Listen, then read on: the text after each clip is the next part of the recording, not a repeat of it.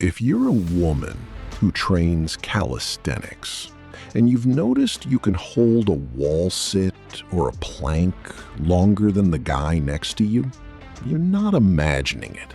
That's real. And it's not luck, and it's definitely not because he wasn't trying.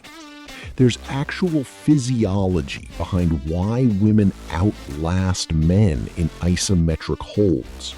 And once you understand it, you're going to train completely differently.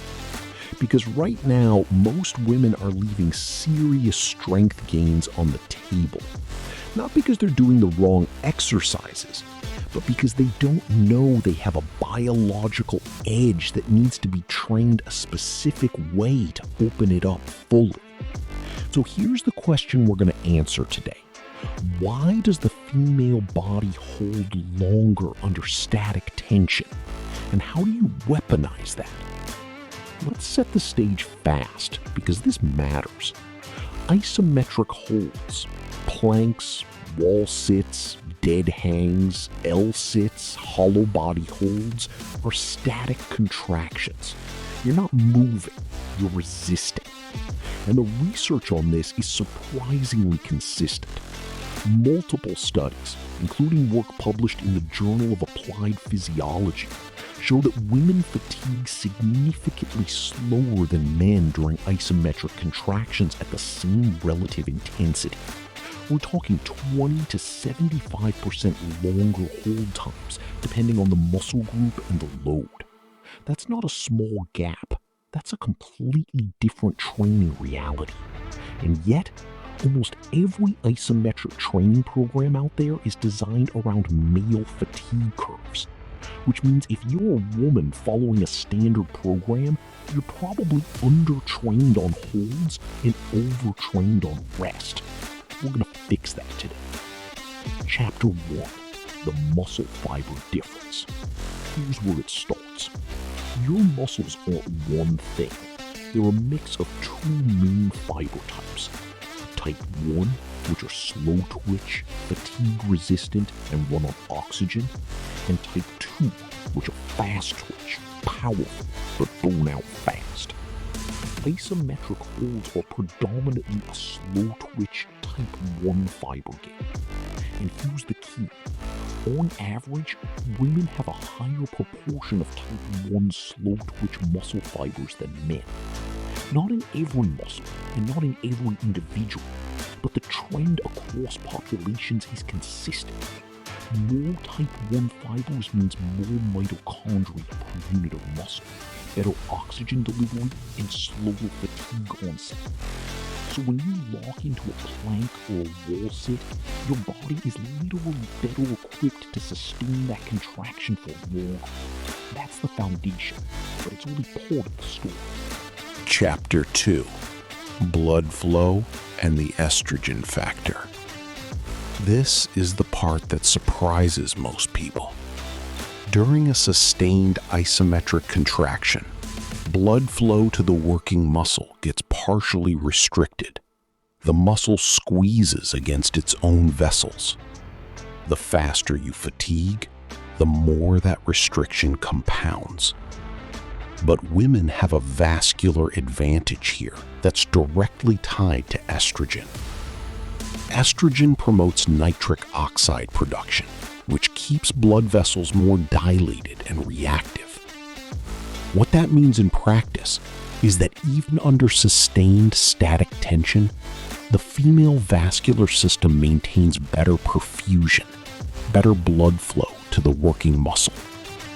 More blood flow means more oxygen delivery, faster metabolite clearance, and slower accumulation of the waste products that cause that burning, shaking, give up sensation. So while a man's muscle is essentially choking on its own byproducts faster, a woman's muscle is still getting fed. That's not a small advantage. That is a physiological moat. Now, here's the open loop I want you to sit with for a second, because we're going to come back to this. If women have better blood flow and more fatigue-resistant fibers, why aren't they automatically stronger in all forms of exercise? The answer has everything to do with absolute force production versus fatigue resistance. And understanding that distinction is what separates smart training from just working hard. We'll get to that in Chapter 4. But first, there's a third physiological mechanism that almost nobody talks about, and it might be the most interesting one. Chapter 3. Neural efficiency and the fatigue signal. Your muscles don't quit because they physically can't contract anymore. Most of the time, they quit because your nervous system sends a stop signal. It's a protective mechanism. Your brain gets a message that metabolite levels are rising, oxygen is dropping, and it pulls the brake. This is called central fatigue, and it's distinct from peripheral fatigue in the actual muscle tissue. Research from the University of Massachusetts and other labs has found that women show less central fatigue during sustained isometric tasks, meaning the brain's quit signal fires later. Women can tolerate the discomfort of sustained contraction for longer before the nervous system intervenes. Some researchers link this to hormonal differences in pain processing and interoception, how the body reads internal signals. Others point to differences in motor unit recruitment patterns. Either way, the result is the same. Women can... So let's recap where we are, because this is dense and it matters. 3 mechanisms. 1. More slow-twitch type 1 muscle fibers, meaning more endurance at the cellular level. 2. Better vascular response from estrogen-driven nitric oxide production, meaning better blood flow under static load. 3. Delayed central fatigue, meaning the nervous system lets you stay in the hold longer before it pulls the emergency brake. Stack all 3 together, and you've got a body that is genuinely built to excel at isometric training. And here's why that matters right now in 2026. Isometric holds are having a serious moment in evidence-based fitness. The research on tendon strengthening, joint stability, and functional strength carryover from isometrics is stronger than it's ever been. Women who understand this physiology are positioned to make serious gains that men simply can't replicate at the same training volume. Chapter 4, and here's where we answer that open loop. Why aren't women stronger in everything? Because isometric endurance and peak force production are 2 completely different things. Men, on average, have higher absolute muscle cross-sectional area and higher testosterone-driven fast-twitch fiber recruitment, which means they generate more raw force and explosive or heavy load movements. A 1-rep max deadlift, a max effort vertical jump, those are fast-twitch, high-force events. Women's advantage is in sustained, moderate-intensity static work. Think of it this way. Men are built more like a drag racer, massive power, short burst. Women are built more like a long-haul endurance engine, steady, efficient, hard to kill. Neither is better overall, but for isometric training specifically, for planks, wall sits, L-sits, hollow holds, dead hangs, the endurance engine wins every single time. That's the environment you want to train in. Chapter 5, how to actually train this. Because knowing the physiology means nothing if you don't apply it. And this is where I see women consistently undertrained. Standard programs written for men use hold times of 20 to 30 seconds for long rest. And that's where male fatigue curves start to bite. But if you're a woman with this physiology, 20 seconds isn't even warming up your stomach. You need to be working 5 to 90 seconds on primary hours. And in some cases, pushing for 3 minutes on lower intensity positions. Your rest periods can also be 60 to 90 seconds instead of 2 to 3 minutes because your recovery between isometric bouts is faster for the same reason you're better blood flow improves metabolism.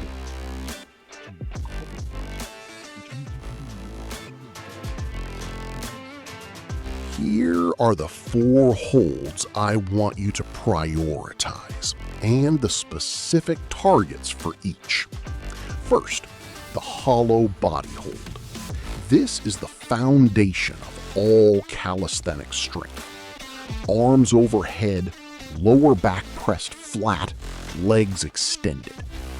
Your target as a female athlete isn't 20 seconds. It's 60 to 90 seconds for a working set. If you can't hit 60 yet, that's your benchmark. Work toward it.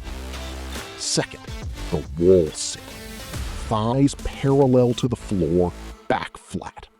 Target is 90 seconds to 2 minutes. This is where your type 1 fiber advantage absolutely dominates.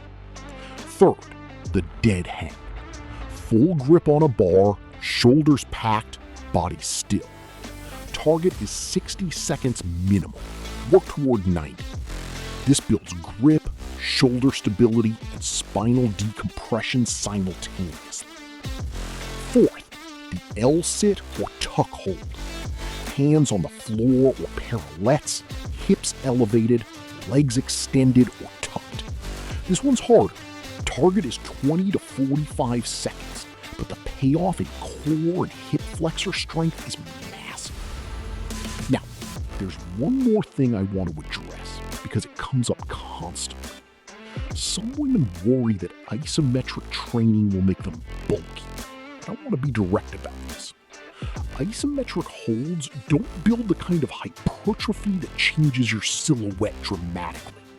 They build dense, functional strength, tendon integrity, joint stability, and the kind of core control that makes every other movement you do cleaner and more powerful.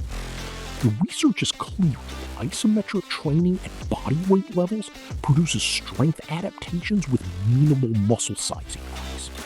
What you're building is capacity, the ability to brace harder, hold longer, and move better. And honestly, that's the foundation that makes everything else. Push-ups, your pull-ups, your handstand progressions actually work. Isometrics aren't the flashy part of training. They're the part that makes the flashy part possible. Let's talk about the menstrual cycle. Because if you're not accounting for this in your isometric training, you're missing a real optimization lever. During follicular phase, roughly days 1 through 14, estrogen is rising. And remember what estrogen does? It boosts nitric oxide, improves blood flow, and enhances that vascular advantage we talked about. This is your peak window for isometric performance. Your holds will feel more manageable, your recovery between sets will be faster, and your tolerance for sustained tension is at its highest. This is where you push your hold time PRs. During the luteal phase, days 15 through 28, progesterone rises and estrogen dips. You might notice holds feel harder, the burn comes sooner, and your mental tolerance for static discomfort is lower. That's not weakness, that's hormonal reality. In this phase, reduce your hold targets by 15 to 20% and focus on quality of position over duration. Train with yourself, not against it. Here's a second open loop I want to close, because I mentioned it early, and I didn't forget. The question of why most programs don't account for this. Honestly, most exercise science research was conducted predominantly on male subjects until relatively recently. The NIH didn't even mandate the inclusion of female subjects in preclinical research until 2016. So the training protocols we inherited, the hold times, the rest periods, the progression models, were built on male fatigue data and then applied universally. That's changing fast, but it means right now, in 2026, there's a genuine gap between what the research says about female isometric physiology and what most programs actually prescribe. You're ahead of the curve just by knowing this, and the women who apply it are going to see results that make no sense to anyone still following a generic program. So, here's your action step. And I want it to be specific, not vague. Today, after this video, do this one thing. Test your hollow body hold. Get on the floor, press your lower back flat, extend your arms overhead and your legs out, and hold. Time it. Don't cheat the position. If your lower back lifts, the hold is done. Whatever time you hit, that's your baseline. Write it down. Your goal over the next 4 weeks is to add 10 seconds per week. So if you hit 30 seconds today, you're targeting 70 seconds by week 4. That's a real measurable progression that directly trains your slow twitch advantage and builds the neural tolerance that makes every other calisthenics movement stronger. One test, one number. 4 weeks. That's where it starts. Look, the women are weaker narrative is lazy, and it's wrong in the context of isometric training. You've got more slow twitch fibers, better vascular response, delayed central fatigue, and a hormonal cycle that, when you train with it instead of ignoring it, gives you a performance edge that's genuinely measurable. The gap between knowing this and applying it is the gap between average results and exceptional ones. Train your holds longer, rest shorter, sync your intensity to your cycle, and stop following programs built for a different body. In my next video, I'm breaking down the 4 isometric progressions that bridge the gap from beginner holds to advanced calisthenic skills, specifically for women who built their base and are ready to push into L-sits, front levers, and beyond. You've got the physiology. Now let's build the skill on top of it.